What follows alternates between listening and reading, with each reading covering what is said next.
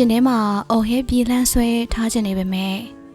ကြောက်ရွံ့မှုနဲ့ကောင်းမှမှုကကိုယ်နှုတ်ဆက်သွားစေရဲ့အခက်အတန့်လေးလွန်သွားတဲ့အချိန်မှာတော့ဘယ်တော့မှအပြင်ထွက်ခွင့်မရတော့မဲပြောခဲ့တဲ့စကားလုံးတွေသာရင်ထဲမှာကြံ့ရက်ခဲ့တယ်ကျမတို့လမ်းခွဲခဲ့ကြတဲ့အဲ့ဒီနေရာကျမရဲ့မာနာကတွက်ဆမရနိုင်တဲ့အဖို့ခါကိုပေးဆက်စီခဲ့ပါတယ်အဲ့ဒီနေရာဘာရေးကြီးကိစ္စမှမဖြစ်တဲ့တာမန်အင်္ဂါနဲ့တနေပါပဲမအုပ်မလင်းညှို့မိုင်းနေတဲ့နေ့လေခင်မှာကျမတို့ထိုင်နေကြပလတ်စတစ်ခုံအနီလေးတွေနဲ့လက်ဖက်ရည်ဆိုင်လေးမှာစုံခဲ့ကြတယ်သူကအရင်ရောက်နေပြီးလက်ဖက်ရည်ကိုတငုံမှမတော့ပဲဖန်ခွက်ကိုစုပ်ကင်ထားတယ်တခုခုကိုအရှုံးပေးထားသလိုသူ့ရဲ့ဟန်ပန်းကြောင့်မထိုင်ရသေးခင်ကလေးကကျမရင်ထဲဒိန်းကနေဖြစ်သွားတယ်သူကပြုံးပြဖို့ကြိုးစားပေမဲ့အဲ့ဒီအပြုံးကမျက်လုံးတွေအထိမရောက်ဘူးစကားမစခင်ကလေးကမိုးတက်မုန်တိုင်းလိုရောက်လာတော့မဲ့နှစ်ယောက်စလုံးရှောင်းဖေးနေခဲ့ကြတဲ့စကားဝိုင်းဆိုတာကျမသိလိုက်ပြီနူးညံ့လွန်းတဲ့အတန်နဲ့သူနှုတ်ဆက်လိုက်ခြင်းပါပဲကိုယ့်ကိုကာကွယ်ခြင်းနဲ့တန်ချက်ကအင်ဂျီလိုမာနတရားကနေရာယူလာတယ်မသိချင်အောင်စောင်းပြီးအချိန်ဆွဲစကားပြောနေခဲ့ကြပါမယ်မြို့သိပ်ထားတဲ့စကားလုံးတွေကြောင့်လေထူကအသက်ရှူကျက်စရာကောင်းနေခဲ့တယ်နောက်ဆုံးတော့သူကဖန်ခွက်ကိုချလိုက်ပြီးကျမကိုစိတ်ကြည့်လာတယ်သူ့မျက်လုံးထဲမှာဝမ်းနည်းမှုနဲ့အတူကျမကိုကြောက်လန့်သွားစေတဲ့ဖြတ်သားမှုမျိုးကိုတွေ့လိုက်ရတယ်ငါတို့စကားပြောချရအောင်တဲ့အကျိတ်ပဲတစ်မျိုးတည်းထွက်တဲ့လူတိုင်းကြောက်ရတဲ့စကားပေါ့ကျမဘာမှမပြောပဲစပွဲအောက်မှာလက်ကိုတင်းတင်းဆုပ်ပြီးကြင်ငိမ်တရားဟန်လုပ်နေလိုက်တယ်ငါတို့ရှေ့ဆက်လို့ရတော့မယ်မထင်ဘူးအဆင်မပြေတော့ဘူးထင်တယ်ဆိုပြီးသူကတိုးတိုးလေးပြောလိုက်တယ်ဒီနေရာမှာပဲမာနတိုင်းကြီးမြင့်တက်လာတော့တယ်စိတ်တဝက်ကအော်ဟစ်ငိုယိုးပြီးတန်ရောစင်တွေအတွက်တိုက်ပွဲဝင်ချင်နေပေမဲ့ဒူးထောင်အောက်ကျမခံနိုင်တဲ့နောက်စိတ်တဝက်ကနေရာယူသွားတယ်โอเคလေနင်းတဘောကအဲ့လိုဆိုရင်လေဆိုပြီးကျမတည်ငြိမ်စွာပြန်ပြောလိုက်တယ်ဒီလောက်လွယ်လွယ်သဘောတူမယ်လို့သူမျောနေမချတာကြောင့်ဒါပဲလားဆိုပြီးမိရဲ့အခါငါကဘာပြောရမှာလဲနင်ဆုံးဖြတ်ပြီးသားပဲဟာဆိုပြီးဂီယူမစိတ်တယ်လို့ပခုံးတွန့်ပြလိုက်တယ်ရှင်ထဲမှာတော့အော်ဟစ်နေခဲ့တာပါသူ့ကိုချစ်ကြောင်းငါဘက်ကပြောင်းလဲကြိုးစားပါမယ်တီဆောက်ခဲ့တဲ့မြောင်လွှင့်မပြတ်ပါနဲ့လို့တောင်းပန်ချင်နေခဲ့တာပါဒါပေမဲ့ညနာကိုတီချဟန်လုပ်ပြီးကျမကူစားမာနာကိုပဲစကားပြောခွင့်ပေးလိုက်တယ်ကျမဆွဲရမယ်လို့သူမျောလင့်ထားပုံရပြီးသူ့မျက်လုံးထဲကစိတ်ပြတ်သွားမှုတွေရောမြင်ရတော့ကိုဘလောက်ထိခိုက်နေလဲဆိုတာအတိမခံနိုင်တဲ့စိတ်ကပိုးပြင်းထန်လာတယ်။မဲတခုခုပို့ပြောမယ်လို့ထင်ခဲ့တာ။ဆိုတော့နေမအတူမနေချင်တာနေပါလို့ငါတောင်းပန်နေမှာမဟုတ်ဘူး။ဆိုပြီးဂီယူမစိတ်တဲ့လေတန်းနဲ့ခံပြောပြလိုက်တယ်။အဲ့ဒီမှာရင်တဲပြင်ပေါ်မြင်းတားလိုက်တယ်လို့ကိစ္စပြတ်သွားပြီ။သူရှိမှရင်ခွဲနာကြနေတာကိုဝမခံချင်တဲ့မာနပေါ့။သူကဖြည်းဖြည်းချင်းကောင်းငိမ့်ပြီးဒါဆိုလဲပြီးတာပါပဲဆိုပြီးပြောတော့ကျမကလည်းပြီးတာပါပဲလို့ပြန်ဖြေလိုက်တယ်ဆိုရတဲ့တိတ်ဆိတ်မှုကြည့်ပြီးသူပိတ်ဆန်ရှင်းဖို့လုပ်တော့လက်ဖက်ရည်ဖို့တောင်အကျွေးမတင်ချင်တဲ့စိတ်နဲ့ငါရှင်းလိုက်မယ်ဆိုပြီးတားလိုက်တယ်ကျူဆိုင်ပါဆိုပြီးအရေးရောင်တစ်ခုခုပါတဲ့အတန်နဲ့သူပြန်ပြောပြီးလှည့်ထွက်သွားတော့တယ်ညို့မိုင်းနေတဲ့နေ့လေခင်းတဲ့သူပြောက်ကွယ်သွားချိန်မှာတော့ဟန်ဆောင်မှုတွေအကွဲလာပြီးကျမတယောက်တည်းကြံရစ်ခဲ့အိမ်ပြန်လမ်းမှာလူတွေရှိပြိုလဲမကြောက်မာနာကပဲမတက်ရနိုင်ဖို့ထိန်ထားပြီးအခန်းထဲရောက်ပြီး တကားပိတ်လိုက်မှသာ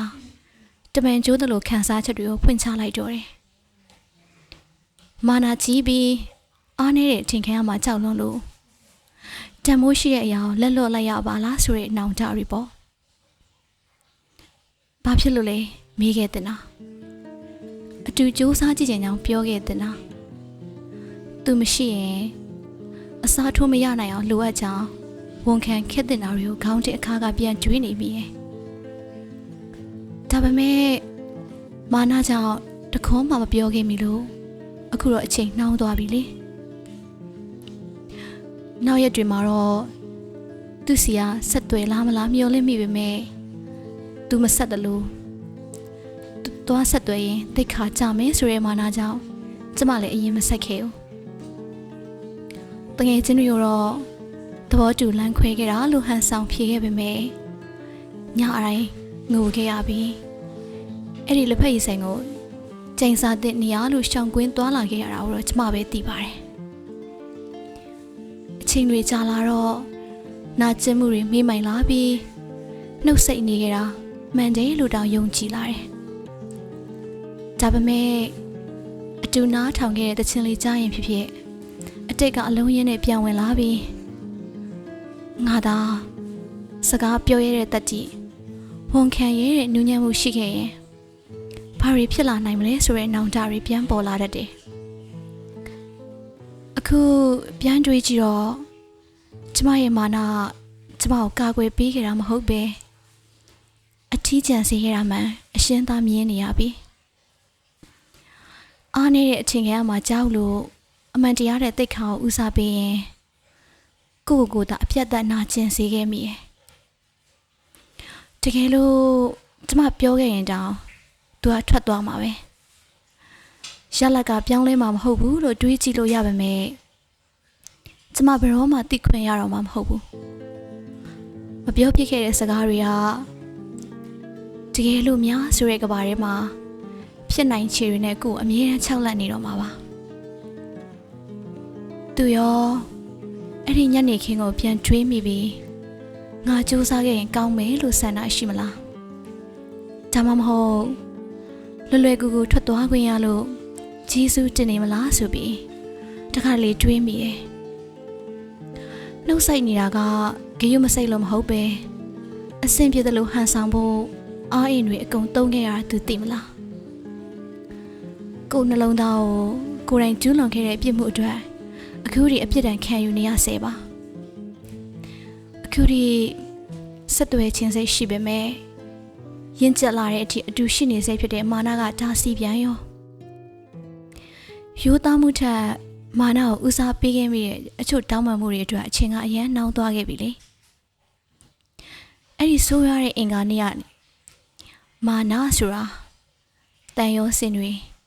စစ်မှန်တဲ့အချစ်တွေကိုပေးဆက်ရလာအောင်တန်ဖိုးကြီးလွှမ်းနေဆိုတဲ့သင်ခန်းစာရခဲ့တယ်တတိရှိဆုံးအလုံးဆိုတာ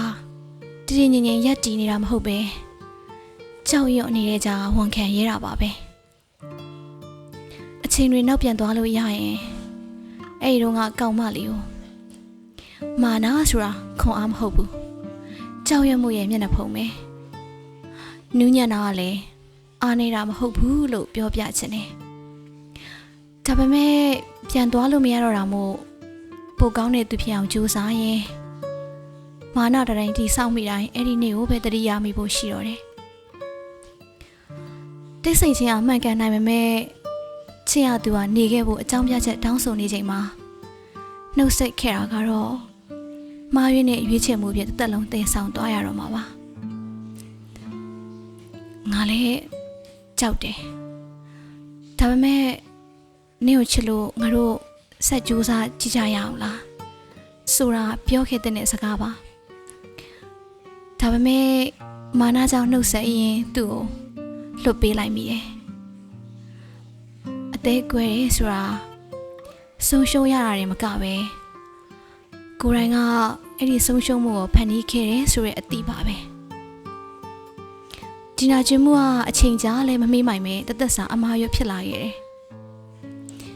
မိုးရရွာတော့မဲ့အချိန်မျိုးဆိုသူ့ကိုတတိယနေစေဖြစ်တယ်လို့တ တိရှိရှိဝန်ခံရဲခဲ့ရင်ဘာတွေပြောင်းလဲသွားမလဲဆိုတာအခုထိတွေးနေစေပါဒါပေမဲ့အခုကျမစီမှာကြံခဲ့တာကတော့သူရှိခဲ့မှုတဲ့နေရာလွတ်ကြီးထဲမှာပဲ